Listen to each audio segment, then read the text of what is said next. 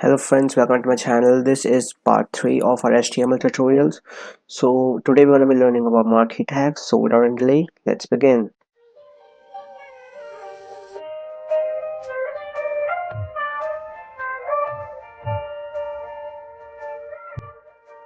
Alright, so I have already made a file, given it a name marquee tags. If we open it, it's blank. And let's open this in our Sublime Text so we can code it. Where is it? Here. I'm gonna open it. So first of all, I'm gonna write my basic snippet like this, and the title that I'm gonna give is marquee tag.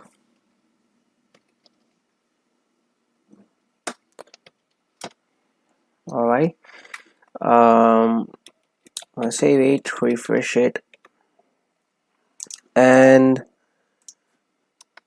now what I'm gonna do is in the body tag, I'm gonna get right here marquee.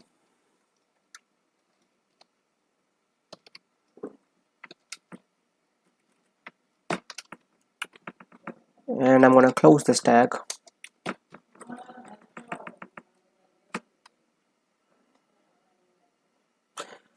And I'm gonna write here anything. For instance, let's just say hello, or I would say welcome Spectre.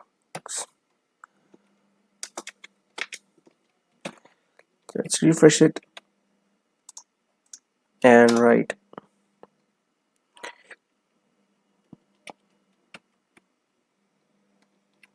Alright, so as you can see, there is an animation where it is moving from right to left, and I guess it's gonna either bounce back or it's gonna come again from right to left. Let's wait and see. Yeah, so it's gonna come from right to left again. Alright, so there are some things that I will be teaching you. For example, we can just set a direction. Direction is equal to let's just say left, and refresh it. It's default one. And now I'm gonna say right,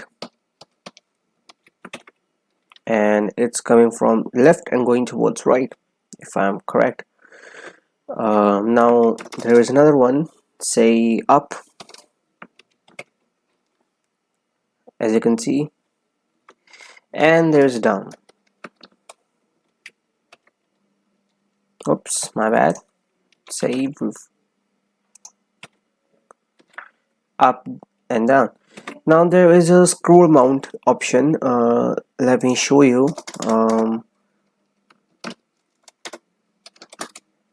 That first, let me show it to you.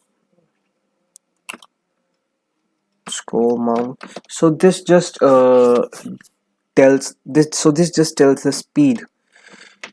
I'm gonna give it say 5. So the speed will either increase or decrease. So this is at what 5, and let's say what this does in 10. So it's a bit fast. Let's give it 100. So see, it's the speed is increasing, and I think we can give value. I don't think so. We can give, yeah. So I thought that we can give value negative, but yeah, obviously that was a dumb move. So when we type 0, it just stops. I guess 5 is the default value. I'm not sure about it, but you can also set a width and height of our marquee tag. Let's just say width is 50%.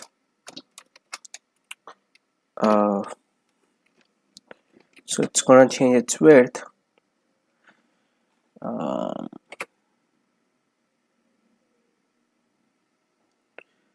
Also you can set height. Yeah, so as you can see, when I change the width, so it is not moving full length. If I just say 1%, if I just say 5, so it's gonna reduce it even more. So I'm gonna keep it to 100% for now. so it's gonna go full length. And we can also change the behavior of our marquee by simply writing behavior, and by that it means you want to scroll it, slide it, or alternate. I guess that means bounce. Let's figure it out. So scroll, it's simply moving, right? For now I'm gonna reduce the value to 10% because we want to see the animations, how it works. Yeah, so it's simply the default one. Now I'm gonna type slide,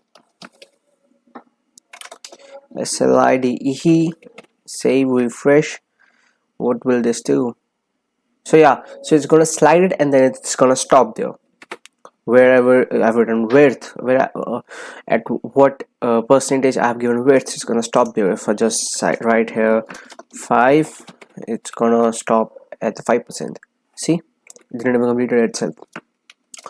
So for now I'm gonna give it 10%, and I'm gonna write another behavior, that is alternate, alternate, refresh.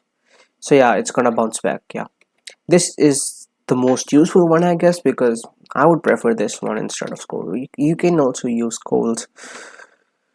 It depends upon what website you're making or in which way you're using. My bad. Now I'm gonna tell you about HTML entities. That is also a pretty interesting thing. HTML entities is like basically when you want to display symbols, for example, like dollar symbol, euro symbol, yen, ampersand. Let me show you. The way that we can write it is pretty interesting. Say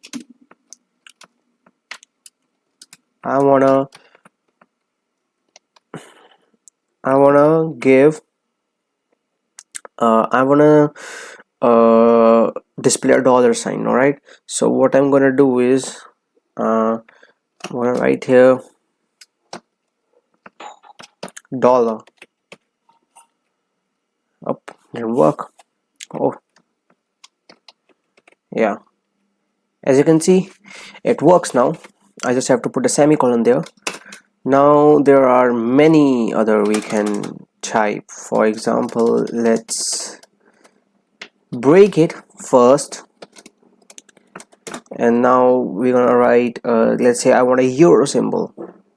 So same, euro, ampersand, semicolon, save, refresh. There is a euro symbol. Now if we want say a copyright symbol, there is also a copyright symbol, that is ampersand, copy, and semicolon. Refresh it. As you can see, there is our symbols over here. Also, you don't have to remember the special symbols. I guess you can just enter it on the Google here by simply writing HTML entities